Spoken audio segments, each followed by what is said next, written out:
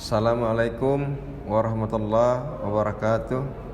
Perkenalkan, saya Harius Eko Saputra, dosen pengampu mata kuliah Governansi Digital, Prodi Ilmu Administrasi Publik, Fakultas Ilmu Sosial, Universitas Dasen. Saya akan menjelaskan deskripsi singkat tentang mata kuliah ini. Mata kuliah ini didesain agar dapat membantu mahasiswa memahami, menjelaskan, dan menganalisis konsep-konsep governansi digital pada organisasi publik.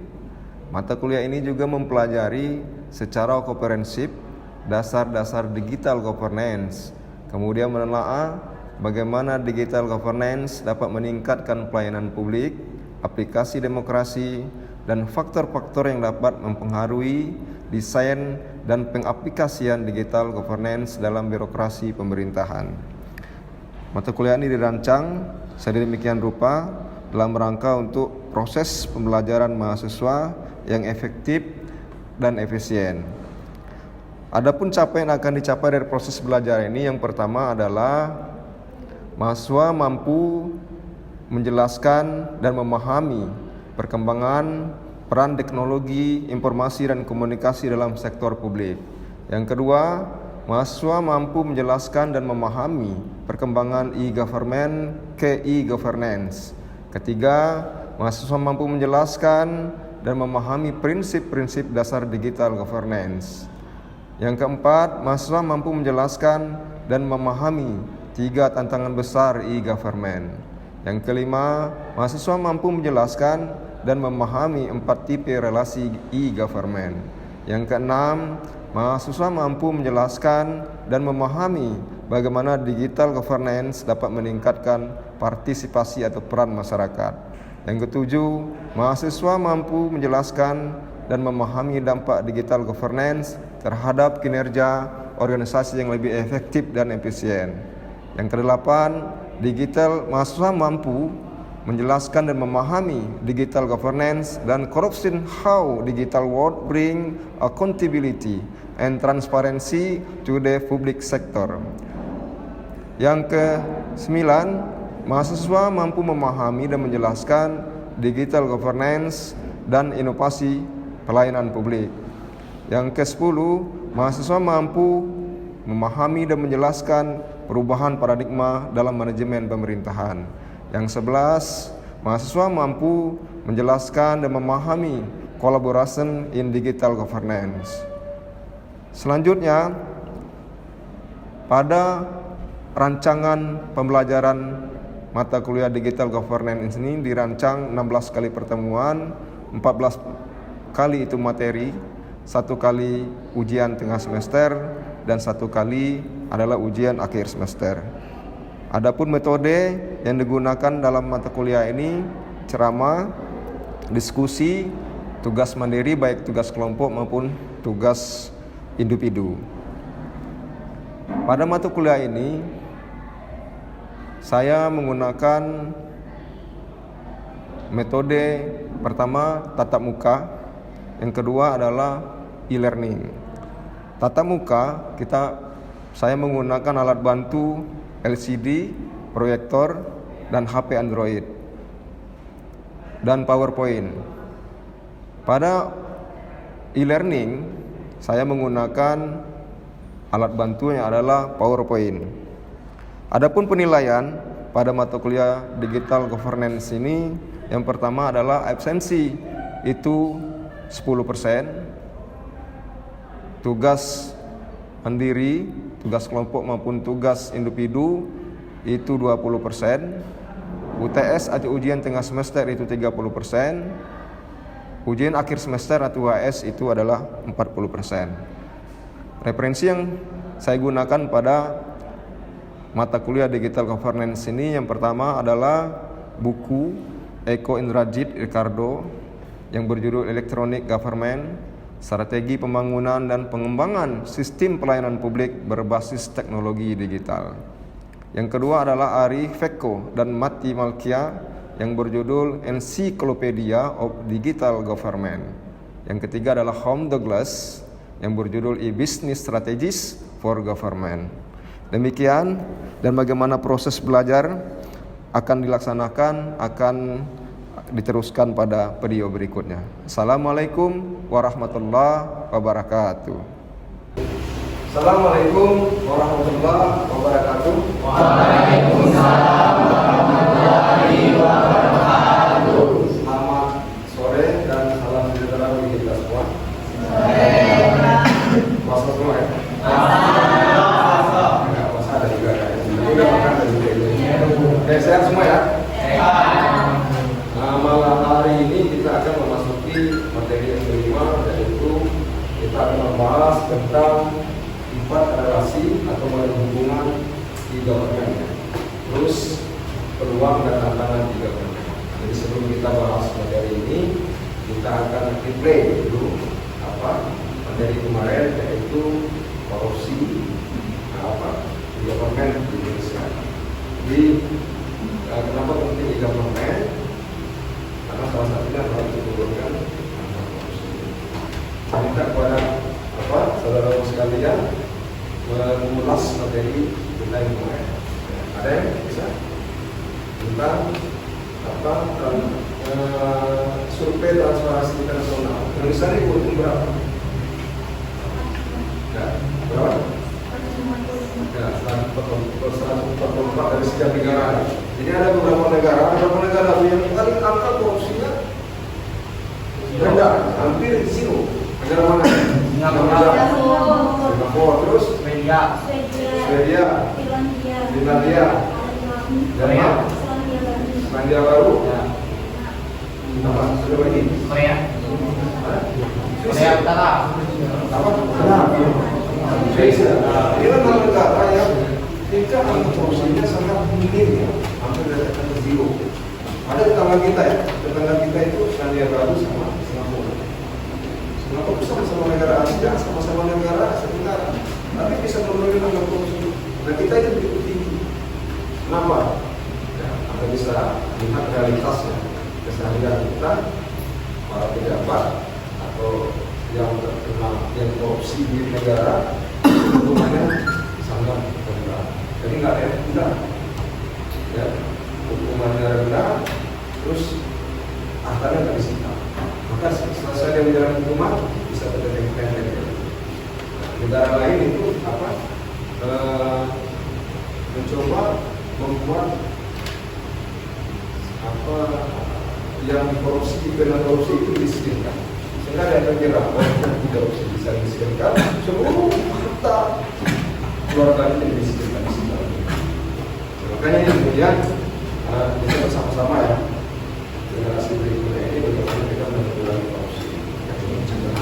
Selain OTT oleh aparat penegak hukum juga ada upaya penerimaan dari ini.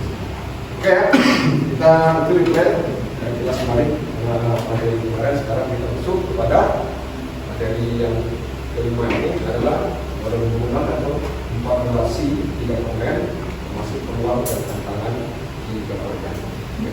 Oke,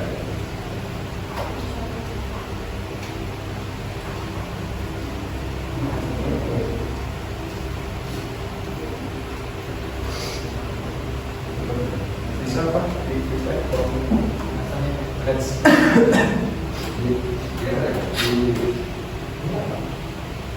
Bisa? Tidak bisa dilihat di data di saya. Oke. Model hubungan di government. Ini ya, ada 4 relasi di government. Pertama adalah government to citizen. Citizen tahu kan? Apa? Sebutan citizen itu warga masyarakat yang tidak dianggap apa ya? Yang terhormat gitu. Bukan warga masyarakat biasa, tapi warga citizen itu disamakan dengan warga negara yang sama-sama hormat. Mereka harus melayani dulu kan. Pemerintah itu harus melayani. Karena pemerintah tuh memang harus melayani masyarakat. Untuk balik orang kemana dulu, pemerintah itu harus dilayani. Sekarang nggak dibantu. Masyarakat yang harus dilayani oleh pemerintah. Makanya kalau mau jadi apa? siap melayani. Karena kalau nggak siap melayani masyarakat, sudah itu karena pejabat itu harus siap melayani kepada masyarakat, harus menghormati warga masyarakat. Ya, ini hukum pertama, government to citizen. Yang kedua adalah government to business. Itu juga membangun hubungan dengan bisnis, salah satu untuk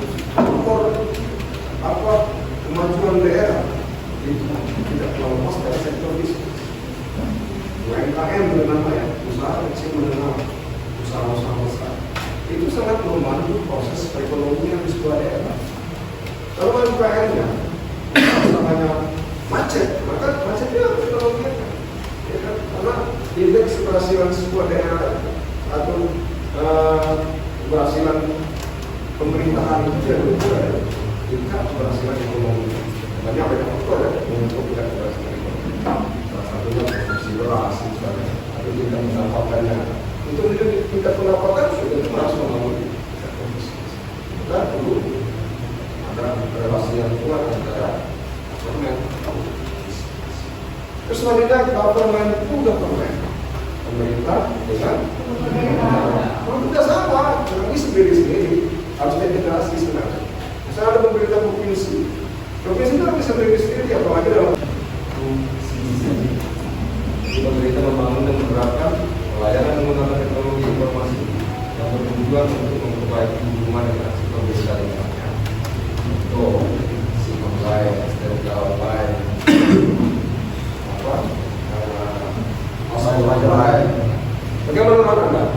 SIM online, terus apa lagi seperti KTP? Apa namanya KTP? Bagaimana menurut Anda yang terjadi di lapangan? Udah ini enggak? Udah efektif enggak pelayanan online itu? Dengan pelayanan jasa manual. Tujuan dari e-government ini kan penerapan teknologi digital dalam pemerintahan ini kan dalam rangka untuk biaya murah, cepat, waktunya kita nggak terbuang waktu, ya. Nah, gimana menurut Anda misalnya KTP? Apakah harapan dari government itu terjadi? Anda pernah urus KTP? Di mana? Coba ceritakan pengalaman. Boleh nggak dalam teori ini? Di mana urus KTP? Sekolah. Mungkin Pak, mungkin pertama kita melakukan rekaman di camat. Oke, bahasa Indonesia. Mungkin Pak, yang pertama itu kita melakukan rekaman ke kantor camat. Ya. Setelah melakukan rekaman ke kantor camat, kita mengisi data melalui aplikasi. Terus? Atau ada linknya ya Pak ya. Setelah itu, setelah kita mengisi data diri kita di aplikasi itu, kita tinggal menunggu aja Pak. Kapan KTP itu jadi? Ngambilnya di mana? Ngambilnya di Dukcapil. Ya, udah. Oke, kita lanjutkan ya. Meningkatkan transparansi dan mengurangi korupsi. Warga negara dapat mengakses informasi pemerintah melalui website seperti agenda rapat, anggaran belanja, pengeluaran dan lainnya sehingga kemudian transparansi. Ada anggaran rapat, ada anggaran makannya, ada anggaran honor dari situ. Ya. Mau kan kalian kalau rapat saya? Mau. Senang dia rapat. Jadi kalau ada anggota DPR yang mengeluh, dia rapat terus, itu namanya sandiwara. Karena DPR itu memang kerja rapat dan membayar lagi. Tapi banyak rapat, banyak honornya. Itu tugas DPR. Rapat, ngomong dan menghasilkan berkah. Jadi ukuran kinerja DPR itu ada banyak. Jadi kalau bertanya di program legislasi daerah itu 100, satu tahun itu harus 100. Kalau di bawah itu berarti kinerjanya. Jadi bisa minta gaji semuanya kalian tanya. Jadi kalau nggak ada memberikan itu nggak akan semuanya. Anda itu punya partisipasi dan membiayai pemerintahan itu. Anda partisipasi, makan, Anda bayar pajak, tidur di hotel kena pajak, lagi naik pesawat kena pajak, masuk tol kena pajak, mau mana lagi? Mau ke tele Kenapa aja? Ini semua memang aja, bayar semua tuh. Parkir. Parkir. Kenapa aja? Ada di negara ini, wajar sebenarnya. Kita bertanya, mana duit kita? Harusnya keluar dari DPR. Sama-sama Pak Desko. Berapa Anda sekali berjalan dinas? Nggak ada bertanya kan? Berapa sekali Anda rapat malam itu? Dia cuma mengeluh, oh, kami rapat siang malam. Iya, tapi ada anggaran di situ, ada bertanya. Iya, harus bertanya kan ya. Kalau saya nggak begitu, karena saya pernah ke DPR proses. Saya nggak bisa bertanya. Nggak bisa apa berkeringat. Saya pernah juga ke DPR. Kami belum lahir saya ke DPR. Saya anggota DPR itu tahun 2004. Kali belum lahir ya. Masih kecil. Oke ya. Terus, jadi ini ada transparan, semua bisa diakses ya. Mau mengaku website maupun orang rumah. Harusnya jadi mereka sama dengan misalnya pemerintahan desa harus punya web. Jadi kita harus melapor kinerjanya, laporan keuangan misalnya siapa yang tinggal di desa. Kan ada dana desa. Dana desa itu ada dana desa itu terdiri dari pertama dari ADD, anggaran dana desa. Itu dari kabupaten. Ada DD, dana desa itu dari kementerian, ya kan? Dan juga ada dari anggaran dari apa?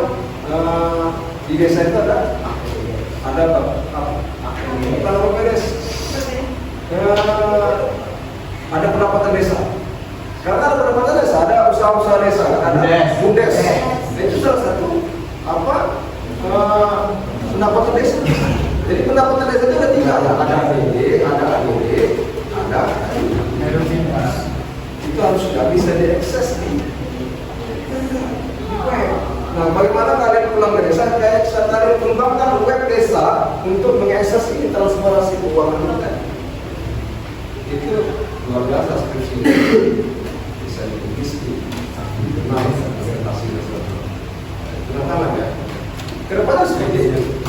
Jadi tidak ada lagi misalnya kita Pak Kades kemana itu duit dari dana desa 2M ini.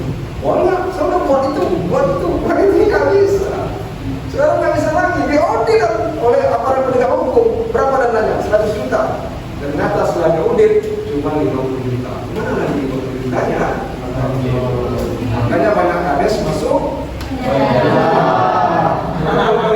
Dan tingkat berkunjungan tempat hiburan itu penuh.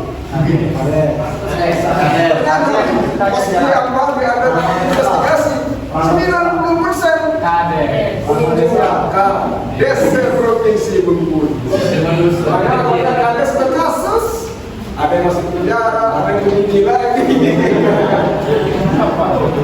Betul nggak?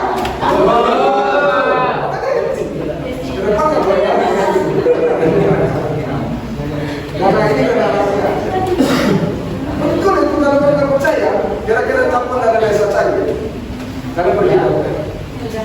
Mau di Horizon, mau di Mercure, mau di Hotel Melati, inilah tempat penggunaan yang sesuai dengan musyawarah desa. Pada saat kita menyusun apa beres tidak kayak gini, itu namanya kontrol. Sehingga kadesnya bisa evaluasinya apa? Kita ubah, kita harus mengadakan apa? Perbaikan, supaya jangan terjadi temuan. Bagus juga buat kades, buat pemerintahannya, supaya dia nggak kena kasus hukum. Harus ada kontrol, kegiatan. Kalau dibiarin, ada itu membiarkan pembiaran seperti itu juga akan membiarkan dia masuk. Makanya kita itu kontrol pemerintah sayang sebenarnya. Saya marah kalian misalnya, saya kontrol kalian dalam proses belajar ini, saya sayang. Bapak misalnya kalau belajar dengan HP, karena sayang. Kalau saya nggak sayang, biarin aja. Karena saya menegur kalian itu karena saya juga ingin mahasiswa saya dapat nilai rendah. Saya ingin semua mahasiswa saya itu mata saya itu diperoleh dan lulusnya dan lulus dengan kamu. Terus itu aja keluarga. Oke, ada pertanyaan sampai situ? Sebelum kita lanjutkan. Izin ya Pak, saya sedikit tertarik untuk bertanya di poin nomor 4, meningkatkan demokrasi dan mengurangi angka korupsi. Jadi Bapak membahas perihal kontroli terhadap pemerintahan. Nah ini Pak, kebanyakan dari masyarakat sekarang itu tidak ada karakter untuk melakukan kontrol itu Pak. Nah jadi apa sih tips ataupun cara dari Bapak supaya dari masyarakat Indonesia ataupun masyarakat di Bengkulu ini Pak untuk melakukan kontrol itu Pak? Ya sebenarnya banyak bukan keadaan. Tadi keadaan apa? Pembangunan memberikan saran kritik kepada pemerintah itu yang tidak susah atau tidak. Itu kan dalam bentuk saya masyarakat kepada pemerintah kontrol supaya tidak ada pembiaran, kemudian tidak terjadi korupsi, ya tidak terjadi ada masuk. Jadi ada kontrol. Ya, makanya salah satunya ya dari kalian aja kalau sudah dapat PDI pulang kampung, nanti pulang ke daerah, sampaikan itu kepada masyarakat desa. Oh kita boleh mengakses itu. Dan pemerintahan di tingkat manapun itu transparan menyampaikan kinerja, menyampaikan laporan keuangan. Itu transparan. Dan nanti kita buat pengabdian misalnya di desa mana, kita undang pemerintahan desanya, kita undang masyarakatnya bahwa dana desa kinerja pemerintahan itu harus transparan, bisa dikontrol oleh masyarakat. Boleh. Ya. Jadi salah satu tugasnya dari kita untuk salah satunya ada mahasiswa ini Pak, tapi dari mahasiswa administrasi publik, universitas dasar, melalui mata kuliah di bidang kompetensi, bahwa salah satu tugas masyarakat itu adalah bisa diminta penjelasan, bisa mengakses semua informasi, baik informasi lembaga, luaran maupun kinerja pemerintah. Bisa dieksploitasi, harus diberikan akses. Boleh bertanya, boleh aja Pak, ini karena sekarang udah mulai pemerintah mereka kadang-kadang mereka membuat laporan itu kan tertulis di kantor-kantor desa itu penggunaan APBDes. Itu boleh dikritisi, caranya gimana Pak? Penggunaan itu apa saja, gimana boleh dikritisi. Misalnya pengeluaran beli kertasnya miliar misalnya, boleh dikritik, boleh dievaluasi, kan kegedean Pak, buat apa aja? Mana kertasnya? Boleh. Karena itu bukan dalam rangka untuk menyudutkan mereka, tapi dalam rangka untuk menyelamatkan mereka juga. Itu namanya kontrol dari masyarakat. Tapi jangan juga kadang-kadang kita paham betul, ya, pemerintah nggak suka kritik. Anda coba kritik, Anda dibully oleh buzzer. Takutan ya. Ada beberapa pengamat yang dibully juga kan, mau buzzer kritik aja. Ada kan tenaga pendidik, ada beberapa pengamat yang tetap konsisten mengkritis pemerintah dengan bahasa-bahasa yang logis ya, mengajar kita berpikir cerdas, mengajar kita berpikir bahwa berpikir kritis. Dengan mampu ada yang juga. Dan kadang-kadang pemerintah media, pemerintah yang maksudnya harus dalam membuat sebuah kebijakan itu diambil dalam perspektif rakyat, bukan dalam perspektif mereka. Contoh misalnya, saya mengambil sebuah kebijakan tidak dalam posisi saya di sini melihat Anda. Kalau dalam posisi saya di sini melihat Anda, saya mengambil kebijakan itu menguntungkan saya, tidak menguntungkan Anda. Tapi apabila kebijakan itu saya berdiri bersama kalian, maka kebijakan itu dalam rangka untuk mengakomodir kepentingan masyarakat. Kalau saya berdiri sini mengambil kebijakan, Anda ini anggap saya memimpin ya. Anda juga saya mengambil kebijakan posisi ini. Kebijakan saya keluarkan tidak akan bermanfaat buat Anda. Karena dalam perspektif saya sendiri tidak dilihat dalam perspektif Anda. Harusnya idealnya sebelum kebijakan itu dikeluarkan, saya harus duduk di tengah Anda, mendengarkan aspirasi Anda, mengakomodasi semua kepentingan Anda, maka keluarlah kebijakan itu. Bukan untuk kepentingan saya, bukan untuk kepentingan pribadi saya, bukan untuk kepentingan keluarga saya, bukan untuk kepentingan kelompok saya, tapi adalah untuk kepentingan gitu ya. Ada lagi pertanyaan? Enggak, next Pak. Ada yang kan pasti ada apa-apa di situ. Itu tadi karena mindset sama budaya kita yang terbiasa mempublikasikan kegiatan ketakutan tadi, ketakutan seperti tadi, ketakutan ada akan ditelusuri hal terjadi, ada penyalahgunaan kekuasaan, terus ada aliran yang sebagainya. Selanjutnya kurang sumber daya manusia yang ada beberapa lembaga dalam